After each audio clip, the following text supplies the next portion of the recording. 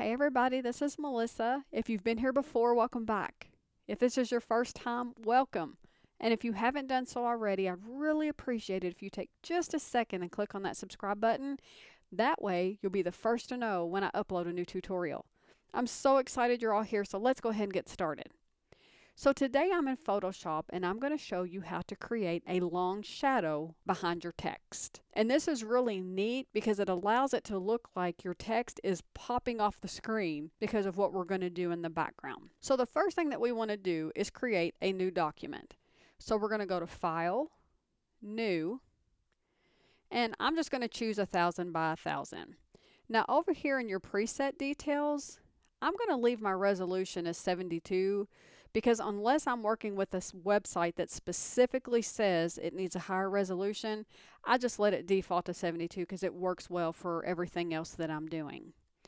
And for my background color, I've created a custom color, and you can too. If you know the hex like I did for this one, you can put it in. Otherwise, you can pick a color. You can go to your drop down and you can tell it black, white, transparent, or whatever background that you want. So let's go ahead and tell it create. And now we're going to create our text. So I'm going to go ahead and add a text box. And I've chosen a yellow font.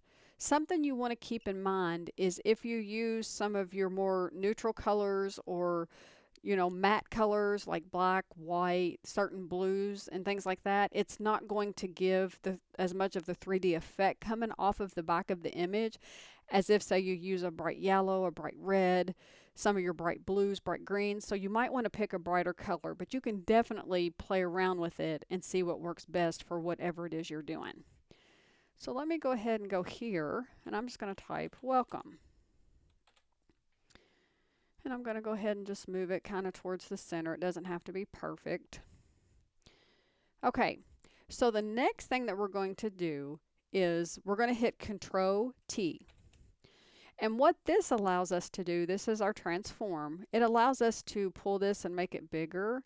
But as you can see, it made it bigger, but it also made the word kind of elongated. And you can mess with it this way and try to get it right. But what I tend to do is I come up here to the top and I just type in my width and height percent. So let's just say I want to do 150 and 150. And that way it makes for sure that it stays within the right ratio to where it doesn't look distorted. So I'll go back and kind of center this again. And like I said, it doesn't have to be perfect. Okay, so now what we want to do is we want to duplicate this layer. And you'll hear me going forward refer to this as the original layer. Now we can right click and duplicate layer or go up here and say layer, duplicate layer, but there's a much easier way to do this. And what we want to do is we're going to drag this down to this plus sign here and we're going to drop it. And as you see, it's now created a new layer called Welcome Copy. So this is our duplicated layer, and I want to drag it in between our original layer and our background layer. So just left click, pull, and let go. So now we have our original, our duplicated, and our background. Now the next thing that we want to do is we're going to double click on this layer, and we're going to make this font color black. So we're going to go up here. We're going to tell this all the way to the corner. You can put in your hex of all zeros or just drag it down. We're going to tell it black. Now we're going to make sure that we have selected our move tool, and we're going to do Control T again. And now what we're going to do is change the angle of our text. Now this is a little bit complicated, but I'm going to try to explain it the best I can. If you don't understand it, drop a comment and I'll further clarify or try to reword it different or something, but let's see if I can make this fairly easy. So we want to set the angle of our text that's going to be behind it, that's going to create our shadow. And we're going to make the angle the opposite of where you want the shadow to be. So if you wanted the shadow to be on the bottom left going this way, then you would make your angle the top right or 45 degrees, which means it'll come down this way. I want my angle to be the bottom right, So I'm going to make it the top left or a negative 45 degrees. So I'm going to go up here and put negative 45, and I'm going to hit this check mark, which tells it we're committing our transform. Now as you see, the layer where we changed the text to black is now showing up where we can see it at a different angle. So now make sure that our move tool selected and make sure that we're on the right layer, our duplicated layer. And now what we want to do is we're going to thicken this black text up, and how we're going to do that is we're going to duplicate this layer at least 100 times. Now, I know a lot of people are thinking, I got to right click and duplicate 100 times. No, there's a fast way to do it. So if you hit your Alt key and hold it down and you select any of your arrow buttons on your keyboard, it's going to duplicate that layer. Let me show you what I mean. Alt, right arrow, there's your first copy. Alt, right arrow, there's your second copy. Now if I press Alt and I hold it down, watch what happens. There we go. We're in the 70s, 80s, 90s. Whoop. And it doesn't have to be perfect. I could not land on 120 even again if I tried. But that's a very fast way to be able to duplicate your layer. And as you can see, it made it very, very thick here, almost to the point you can't tell what it says. So the next thing that we want to do is select our last duplicated layer. In this case, it's 120. And then we're going to scroll down and we're going to find our first duplicated layer. So in this case, you can count back 3, 2, 1. This is our first duplicated layer. Shift and click it, and now it has selected all of those layers. And we're going to merge them. Now you can go to Layer and you can do Merge, or you can use the hotkey. If you're using Windows, it is Control E. If you're using a Mac, it's Command E. So let's go ahead and do Control E. And now you see it took all of those 120 layers and it merged it into one. Now the next thing we want to do is we're going to change our merge layer angle back to where it lines up directly behind this. So what we're going to do is make sure we're on our move tool, make sure we're on the right layer. We're going to Control T. Now this part is fairly easy. We're going to do the exact opposite of what we did on our angle before. So because I did a negative 45 for my angle, I'm going to do a 45. And as you can see, it puts it right back behind it horizontally. So I'm going to click on my move tool, and now I'm going to move it and line it up behind my text. There we go. And as you can see, it's starting to look like it's coming up off the page. However, we still have some work to do because we don't want to just stop here. We want it to come all the way down here. So how we're going to accomplish that is we're going to duplicate this layer here, which is going to duplicate this. So we're going to do the same thing. We're going to left click, drag it down, and drop it on the plus. Now we've got layer 121. Make sure it is selected. And move it. And how we want to do this is we want to move it enough to where it fills the gaps and that it's even.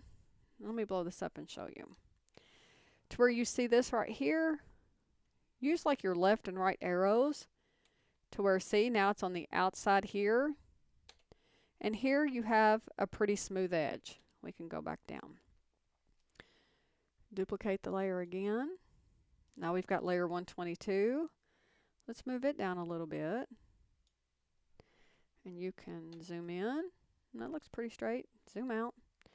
And we're going to keep doing that one layer at a time. You don't want to do multiple layers at a time because then you'll end up with a mess and not know which layer is which. So I would do one layer at a time. And now I'm on the last layer. And it's okay if it's kind of hanging off the page. That's perfectly fine. So now it looks like it's completely done and it's popping off the back of the page and forward. And now we want to merge all of these layers that we have here into one. So again, we're going to click the 128, the 120, Control E, and it merged them. So now what we want to do next is this looks very dark. We kind of want to blend it into the background a little bit. So I'm going to change the opacity on this and make this a little lighter so a little bit of this color comes through and it looks more natural coming off the back of the page. So if we go over here and we go to the opacity. Let's turn it down about halfway. That's what it looks like if we do it a little bit more. I think that looks about right, about 50, 60%. So let's do that. And that is how we do a long shadow that is solid. Now I want to show you how to do a long shadow that's a gradient. And how we're going to do that is we're going to go ahead and we're going to duplicate this layer 128 here. We're going to drop it down, and then we're going to hide that one, and we're going to work with our duplicated layer. Now, we want to create what is called a negative mask. Now, down here is our masking button, and because we want to create a negative mask, we're going to hit Alt and press that button. And as you see, it took our solid shadow out, and we have a mask. Now with the mask highlighted, in other words, the square around it, see there's the actual layer with the mask highlighted. We're going to go to our gradient tool on the left here, and we want to pick a gradient that has just, at least two colors. So let's just go to our blues and let's just pick one like that. And what we're going to do is we're going to tell this bottom left, we want you to be black. Tell it okay. We're going to tell the right over here, we want you to be white. Okay. And we're going to leave this color stop where it is. So let's tell it okay. And then up here you want to make sure reverse is checked. Now what we're going to do from here is, if you see this plus sign where my cursor is, just start a little bit above the C and pull straight down and watch what happens. Oh, look what it does to your shadow. Instead of being totally solid like our other one, it starts out dark and it gets lighter. Well, let's see what happens if we go here. Makes it a little bit darker. Let's start over here and go at an angle.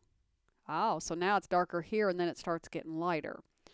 So you can put it different places till you get it like the way that you want it to look.